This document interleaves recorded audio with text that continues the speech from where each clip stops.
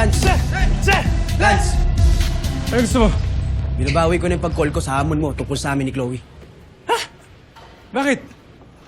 Hindi ko yung pagpupusta ang relasyon namin ni Chloe. Ano nangyari? Kasi natakot ka na. Naisip mo din na wala ka talagang laban sa akin, no? Hindi. Walang kinalaman yon. At alam ko naman nag-aalala ka para sa kapatid mo. At wala kang karapatan magdesisyon para sa relasyon namin dalawa. Sus, kung sabihin mo, naduduwag ka na. Isipin mo kung anong gusto mong isipin. Pero walang mangyayaring pustahan.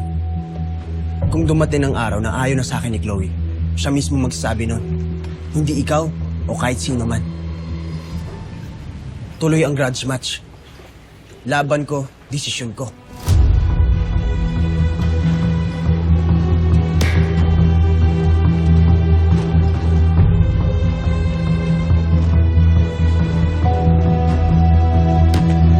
Em.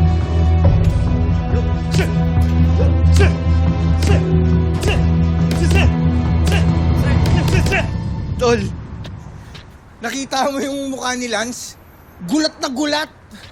Tol, lupit mo dun, Tol. Walang katakot-takot mo siyang hinarap. Laban ko. Desisyon ko. Astig! Kaso, Tol, may problema. Ha? Rinig ko si Nanay at Lola ka nag-uusap kagabi. Ayaw na ayaw ni Nanay na maglabang kami ni Lance. Oh, bakit mo naging problema yun? Di ba sabi mo nga nasa tamang edad ka na, hindi ka na nila mapipigilan. Tol, nasa tamang edad nga ako, pero hayaan ko na lang si Nanay na ma-stress, na matakot sa laban na to. Anong sinasabi mo ngayon? Ang sinasabi ko, ang laban ko, desisyon ko, alang-alang kay Nanay. Kailangan kong umurong sa laban.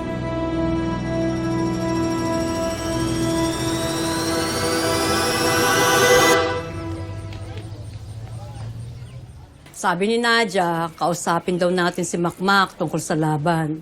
Tigilan daw natin. Ay, sige po. Mas maganda nga po yun na sabay natin kakausapin si Makmak eh. Pero alam niyo po, mas may chance tayo kung kasama natin si Nadia.